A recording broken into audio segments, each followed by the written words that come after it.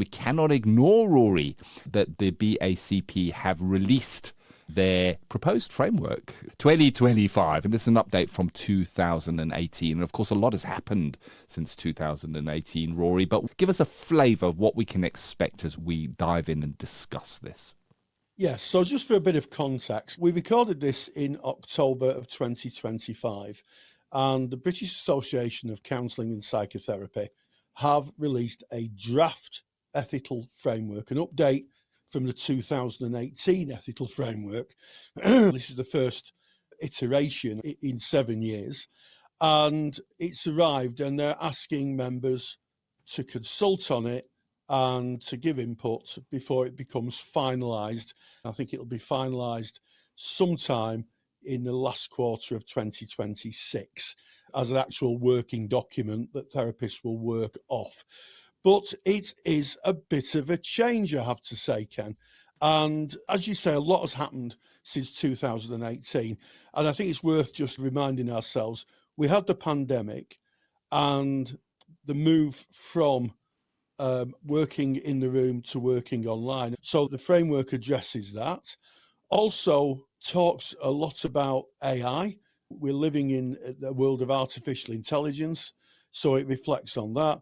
And also it reinforces the idea that we cannot get involved in conversion therapy. So it's very up to date, and it talks about real issues that are happening in therapy today. In one aspect, it's more focused. It's more focused and clear about what we must do. And I think the other framework said we should is giving a bit of riddle room and saying we may be able to defend not doing something.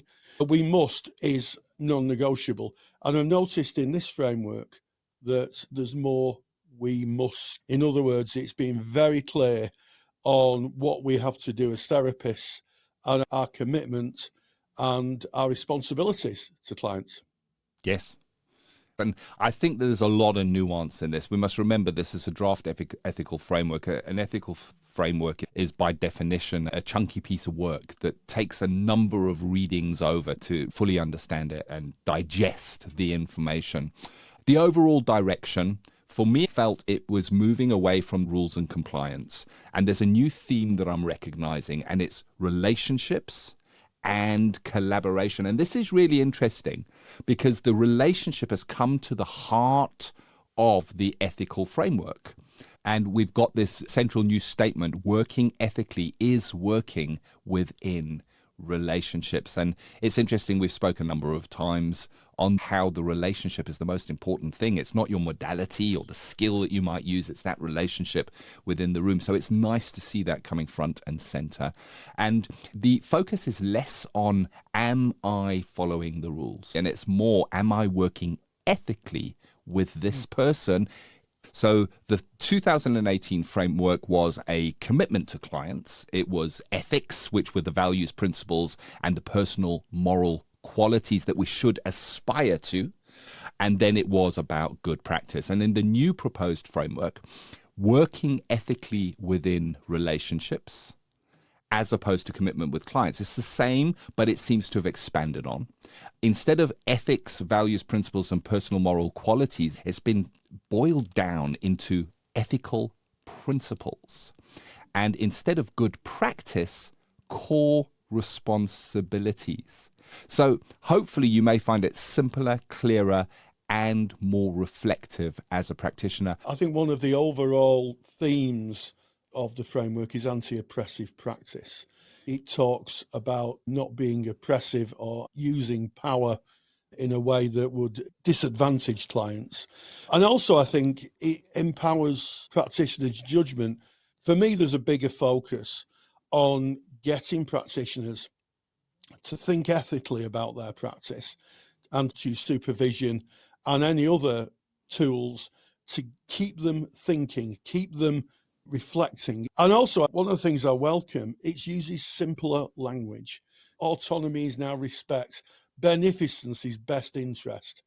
Non-maleficence is doing no harm. It's real clear language.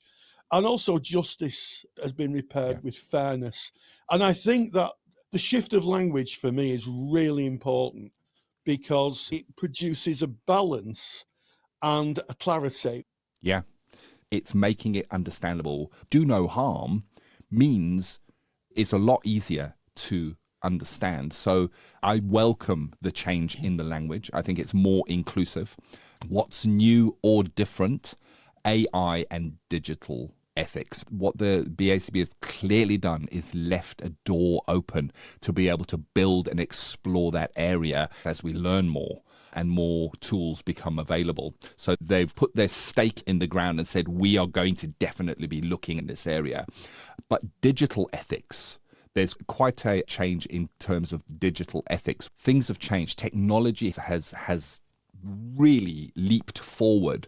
So data protection and privacy is a whole different world now. And we've always said UK GDPR and the Data Protection Act, they're not things that are nice to know about. They are things we have to do. And I'm really happy to see that has now been well and truly baked into the update from the BACP. So it's under core responsibilities, really, is where data protection and privacy stand. Now, there was always a 3.1, which is protect the confidentiality and privacy of those accessing our services. To achieve this, we must respect people's rights to privacy, uphold duty to keep information shared confidential, stored securely. And this is interesting. This is the important one here. It's this B that's been put in. So it's 3.1B. It is comply with data protection requirements of the country where the record is stored. If you are using third-party services to store your notes and your records, you need to now be looking at where that data is actually stored. You can be buying a product or service in the UK, a digital product or service that you think is compliant because you're buying it within the UK, but it may be that their data is stored offshore. Now, we are bound by this ethical framework to respect the laws of where that data is stored. So that's an interesting one for me, Rory. Yes, absolutely. I think it just reflects the modern practitioner in that we're using tools, we're using online work, and I think it's taken a little bit for the profession to catch up. And I say that by the comments and the questions asked in our Facebook group. If you want to know where our Facebook group is, just go to Facebook Counselling Tutor. You'll find us and see for yourself the type of questions that practitioners are posting about. One of which is, do I have to join the Information Commissioner's Office, the ICO? Do I have to register? The answer is, if you're storing client data, the answer is yes. There's no riddle room. But also making people think really clearly about the tools they're using. There's a plethora of tools out there, AI-driven tools, whether it's to store your notes or things for assessment. But really, you're going to have to ethically look at where that data is stored. If you are putting any data in for a client, or you're sending information and they're storing the client's email address, where is it stored? We've just picked on a few topics here, Rory. Rory has gone ahead and made a super duper handout, and it does a comparison. It compares and contrasts. It's a document that kind of lays out what we see in 2018 and what the proposed 2025 draft is saying for us. And you can see the similarities and you can see the differences within that. This is free. You don't pay for it. You can just download it.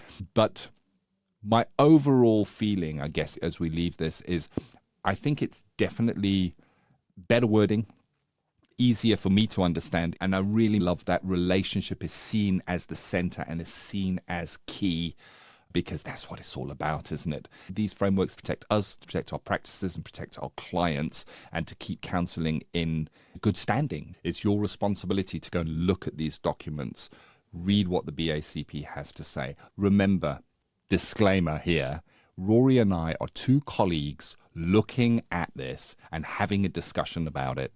Go and look for yourself. It is your ethical framework if you're working to this, and see how it resonates with you.